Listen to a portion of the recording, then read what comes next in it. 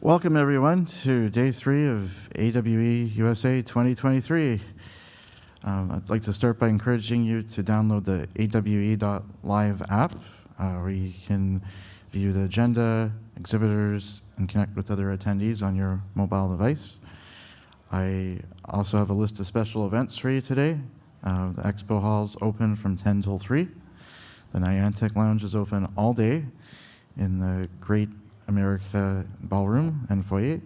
And there's also the Snap Lounge that's available all day in the Mission City Foyer. And lastly, we'll have a wrap-up and Best in Show Awards from 3:45 to 4:15 p.m. in the Mission City Ballroom. Food is also available for purchase in the Hyatt, various other outlets available.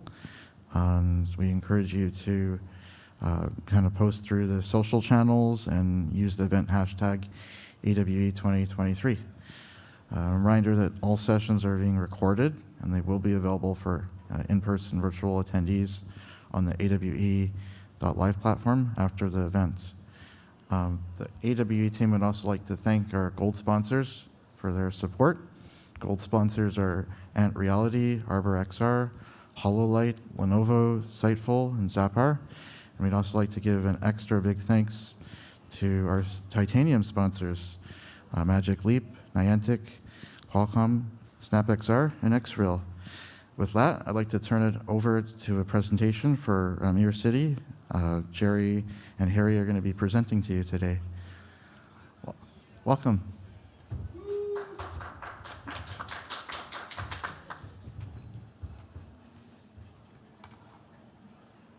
Is this the remote for the? How would I switch the slides? Is it this one? Doesn't look like that one. You might be able to just do it on here. Oh no, it's ported actually through the slides there. I can double check. Yeah. We had it there before. Maybe some. Is the clicker there? It's not there? No. Sure.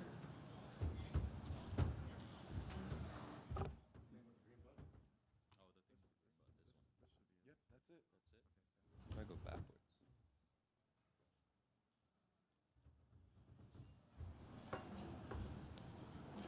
Hi, my name is Jerry. I'm the Corporate Development Manager of Cirrus Lab. So Cirrus Lab is a vision AI technology-driven company that pursues in the expertise of XR experiences. So cutting all the boring stuff behind, let me just give you guys a gist of what our company has been pursuing for the past couple of years. So Cirrus Lab was established in 2014 with the launch of Lolicam, which was the world's first AR camera application. And we ultimately reached 10 million downloads globally. And from the facial data, which has been gathered by the Lolicam application, we were able to develop our AR Gear SDK that consists of facial tracking, segmentation, AR filters, stickers, SDK for the developers to integrate those API packages and integrate those technologies onto the service that they are developing. And after that, along with COVID, we saw a hype in the demand of 3D virtual spaces that are online. So this is when we decided to pivot our business model a little and focus onto creating a B2, B2C metaverse platform called MirrorCity. And our purpose was to onboard as many enterprises and corporations to launch their own metaverse services using our MirrorCity platform. However, expanding the MirrorCity platform was definitely not easy, and enhancing the user engagement as well. And the problem really lied on the speed of generating quality content, simply not meeting the rate of consumption by the users of those contents. But before we jump into conclusions, I really wanted to ask this question to everyone. What is the metaverse? And I'm pretty sure everyone will have a different definition of how they define this terminology. And because this word has become so broad and vague that you don't really know what the person is intending when they say that they are doing a business on the metaverse or a metaverse business. So I would like to just share you guys what my personal views of this terminology. So metaverse, simply put, for me, is basically a whole different way of consuming and experiencing immersive content on a new display, such as VR headsets and AR glasses. However, limitations of these devices still follow, as they are still expensive and pretty bulky in size. But inevitably in time, I think the design will inevitably get better over time as the technology is consumed by the mass population and along the price as well.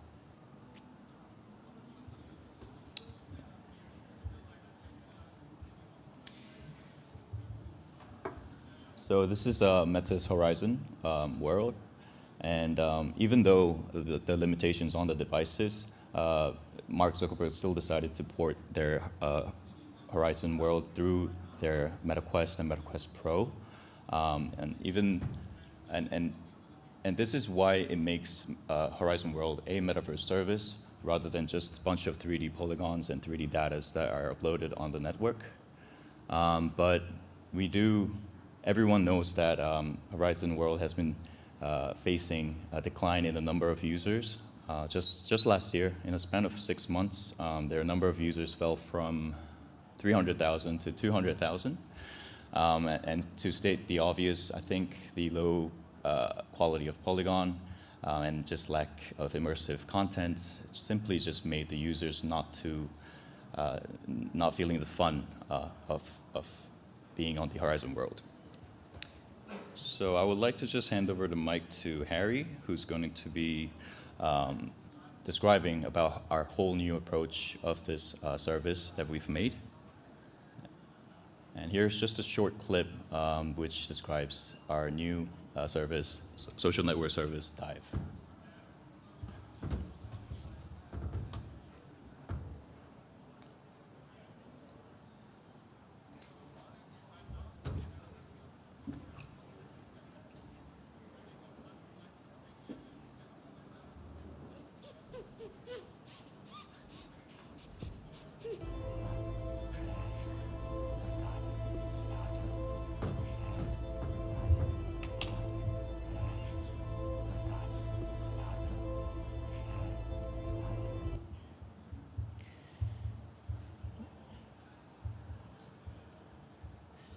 Thank you, Jerry. Hello, I'm Harry. I would like to share some story about how we decided to develop Dive.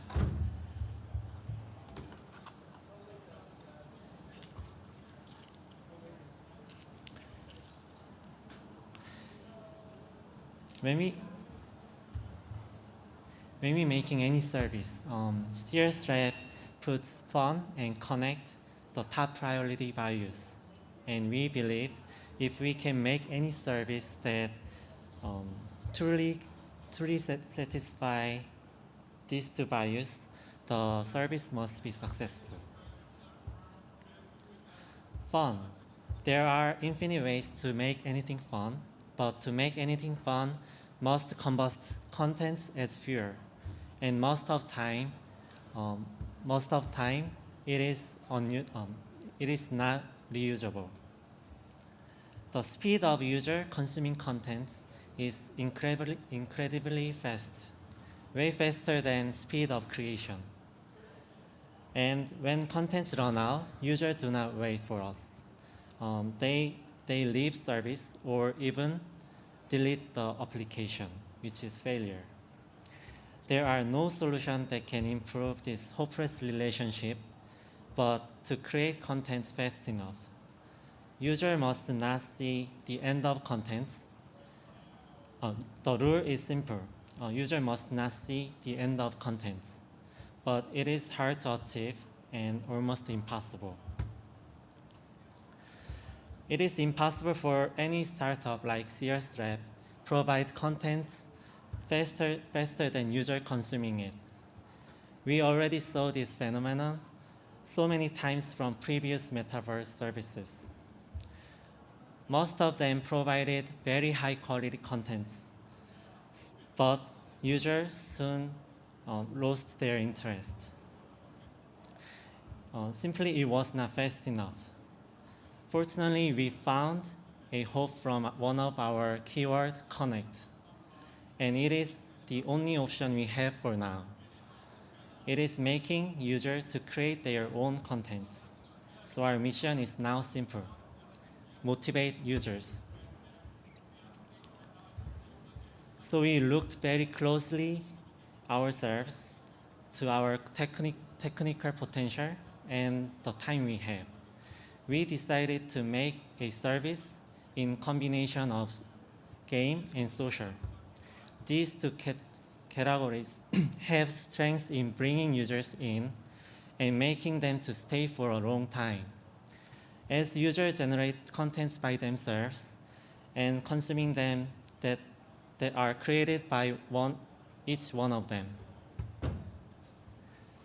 Dive is a social game. We will test our MVP, a beta service, first in August, and our goal is to launch Dive by end of this year. Let me give some idea how it is like to play Dive before end of this speech. Player must create a beautiful space for their own and gather in-game currency to make their space better and bigger. It will be scored and used to compete with other players and their friends. For winners, we will give rewards, both online and offline goods, to motivate our users and share their accomplishment via in-service social networking channel. We are looking forward to meet you again when we launch our service Dive. And yeah, thank you for listening. And if you have any questions or talk about Dive with us, please come front and talk with us. Thank you.